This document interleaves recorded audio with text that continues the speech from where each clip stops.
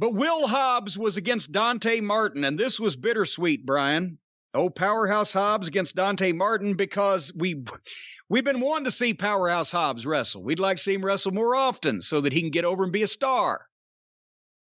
But this was a qualifying match for the King of the Revolution ladder match. In other words, they're having these matches on all these shows where the winners are all going to get to be in a 6-man ladder match. And now the first 3 people in this ladder match, Brian, are Wardlow, Keith Lee, and Powerhouse Hobbs in a fucking multiple-man ladder match, all of them together. Why not the paraplegic high jump?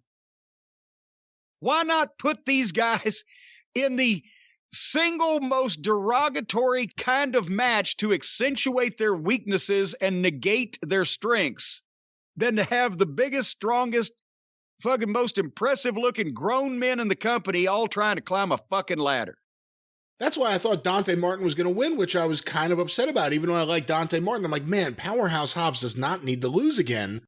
But they can't be putting the 3 biggest guys they have in the ladder match. Dante Martin's a perfect fit. You think he's going to do some high-impact stuff. But no, that's exactly what they did. I was surprised. I explained this syndrome a few weeks ago on one of the shows, but I'll do it again. This is Mark booking, because from a... And I even, not even the word fan, the word mark. From when you've gone past fan and you're submerged into mark, this would be, let's put the biggest guys in a ladder match. Just that thought, without any deeper introspection. Oh, that'd be great. But then these people are not the people that have to have the match. The guy, the booker, the amateur booker, is not the one that has to get in there and do that shit. And even if they're excited about it because they think they can and it'll be fun, as we've seen, most of these guys do not know how to stay away from the ways that they should not be presented on television. So, in this match, Dante tried to look mean on his entrance, and I swear to God, Dante Martin trying to look mean facially looks like somebody, after they had a Taco Bell blowout, they're on the interstate in their car trying to get to the next rest area before they shit themselves. I recognize that facial expression. So Hobbs jump-started it, and they started off at 100 miles an hour. And it got sloppy because they were going too fast, too quick. And then Hobbs knocked Martin off the top rope and then off the apron to the floor for another big bump and slowed it down, thank God, before they lost hold of it completely. But the start was not doing either guy any favors because they were trying to do a bunch of shit where Dante was flurrying and whatever. It was too fast, and they didn't let their feet get under them. There's no veteran here in this match. There's 2 green guys on national TV, but when Hobbs is in control, the pace is good because he's been taught and told, slow down. Let's see your facials. Let your moves count. Let them register. Now they've got a Beal contest. Who can do the biggest Beal? Keith Lee shot-putted Isaiah Cassidy last week, so now Hobbs tries, and I believe that he did 2, and the second one was even bigger. I believe that they may have beat the Keith Lee, Isaiah Cassidy Beal, but when you can do a flying Beal for a break spot, it's pretty good Beal. And that's what they did. Is that really the qualifying move to get into the ladder match? Who can Beal someone the furthest? Yeah. You know what? They ought to draw rings around the ring. And so, okay, and like if you can get past into the fucking bonus anyway. So they come back from the break, and old Powerhouse has a bear hug on him, and he's ragdolling him, and Dante's fighting back from underneath. And if anybody still has this on their VTR, they want to go back and look at it.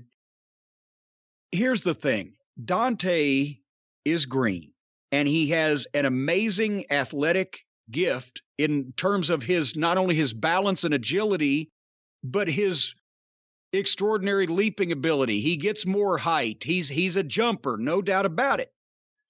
But because of that, a lot of people are forgetting or possibly even trying to overlook that he's still green and he's still young. And when he was fighting back from underneath, he was rushing everything, so nothing looked good.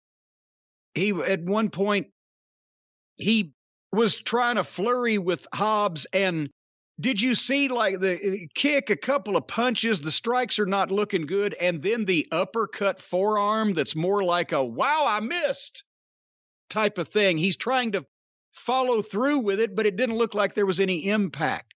He's got to slow down. He looks nervous to me. I don't know if this is the case, but it looks like it. He needs to slow down, make less look better and mean more.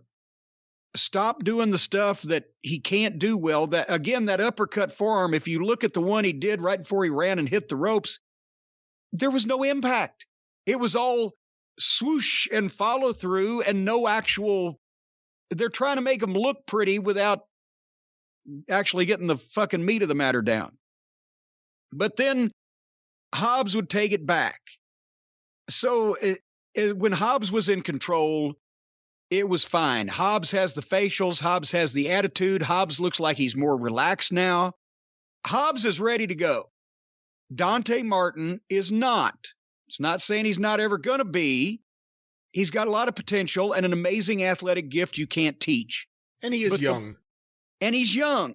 But the more the people see him now in the greenness and the herky-jerky and the rushing and the, just horrible physique. And I know somebody said, not horrible. It's horrible because it's not there. He looks, go back and look at, and somebody, I was about to say, I was going to say, Cornette, you're one to talk. Go back and look at Randy Orton in his first match in OVW. Somebody tweeted that here a while back. He didn't look very good at all. He still looked better than Dante Martin. He was 19 years old too. Put some weight on, tan somehow, just work at, do a different gear or something. That's the point. He needs time. He doesn't need to be on national television. You're going to spoil a good thing. In a couple of years, when he's gained weight and he's worked out and he's got better basics because he's not working with these fucking other clowns that don't know anything either on TV every week. He's working in a fucking school somewhere where hopefully somebody can take a special interest in him. Then you'd have something. But Dante Martin is not ready right now to be on national TV, except for the jumping. And he's never going to be accepted as somebody that deserves to be there if they keep seeing him before he can fucking get his shit together. But having said that, his comeback was so-so, but then he did a big corkscrew dive off the top to the floor and the people, ah! But if the only way that he can get people is with the big leaps and jumps and dives, he's going to have a short career.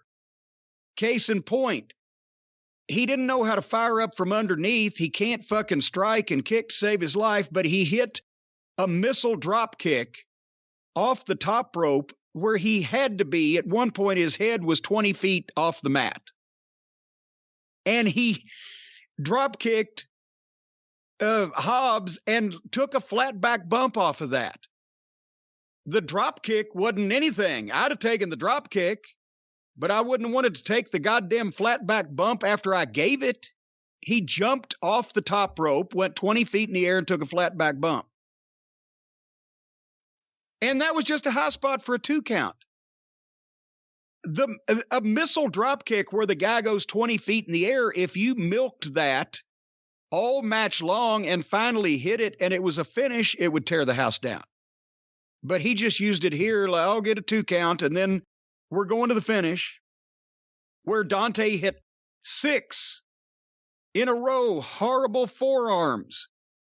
Again, everybody is looking at the guy. He can jump, but he can do the crossbody, and he can do spring up to the top, and he can't hit a forearm that looks like a grown adult man's because he's green and he's inexperienced, and everybody's concentrating on putting him over for the natural ability that he has instead of calming him down and saying, before you do all that, You need to learn how to do this first. Then that will mean something, and don't do as much of that, because less of that will mean more and get you over more when you do know how to do this. And when you do less of that, then you will be able to walk at an older age to continue to do this and make money for a longer period of time.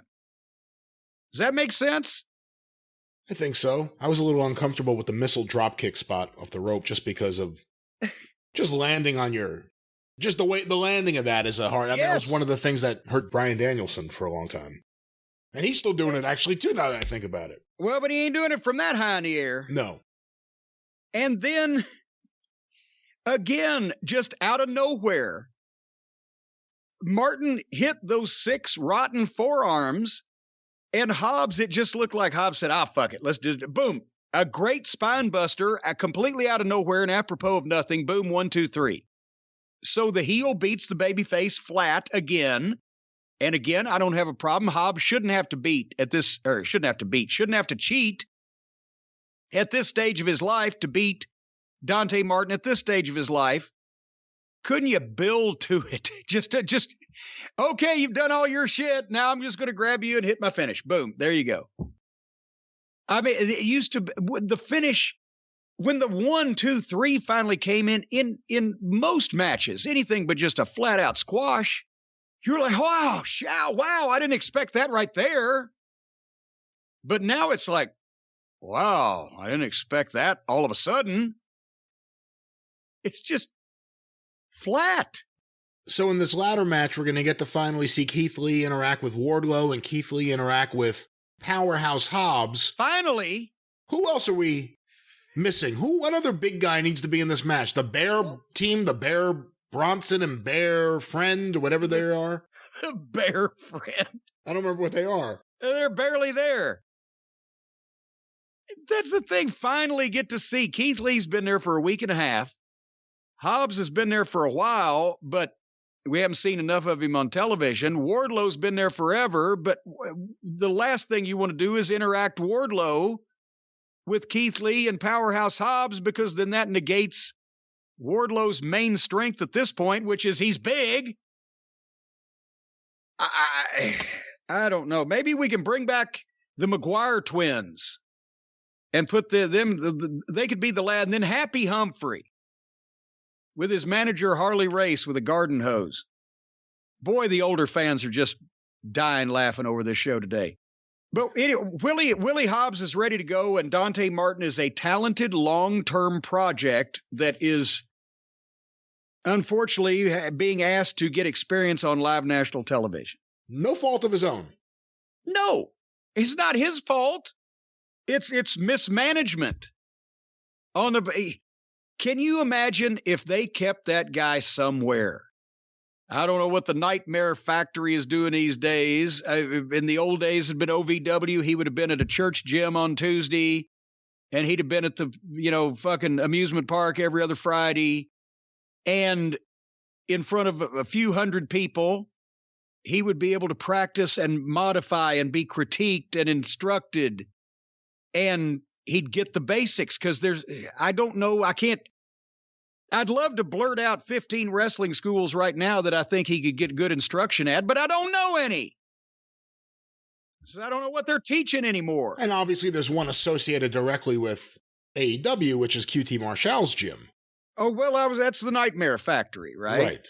Well, they may get a name change. I don't know. But that's a good point. But, once again, what are they teaching? If the guy can do a shooting star press flawlessly and can't throw a forearm, what are they fucking teaching? Not far from, not that it's the closest, but not far from Atlanta, not far from QT's gym, you got Tom Pritchard over there. You learn a whole different there you style. go. Les Thatcher's still around.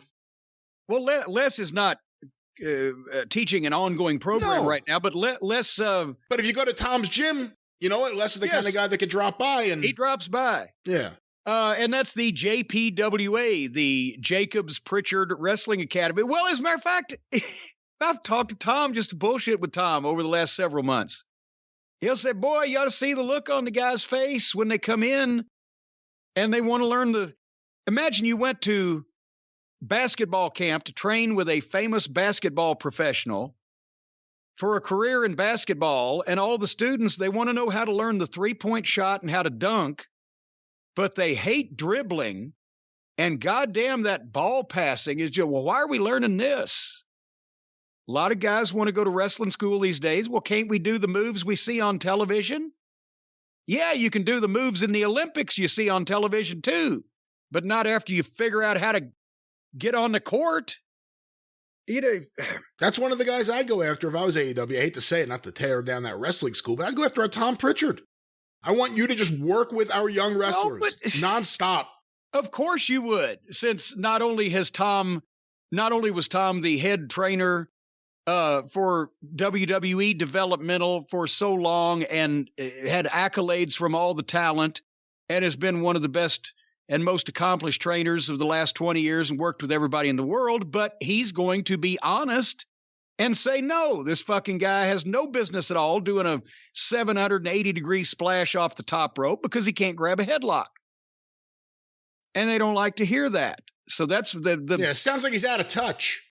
He's out of touch. What, you mean you expect me to learn my craft so that I can protect myself and be safe and protect my opponents with the basics and the fundamentals so that I don't just willy-nilly go out and break people's necks, including my own? Well, fie upon you, sir. I want to do a fucking frog splash. So, yes, the best trainer in the business is Danny Davis is retired in Florida and would tell everybody that they can fuck off and be fed fish heads, but Tom Pritchard would be available, but they're not going to call him because that would require their talent to be held to a higher standard of professionalism than they have learned on the indies. And they don't want to know that they don't know what the fuck they're doing.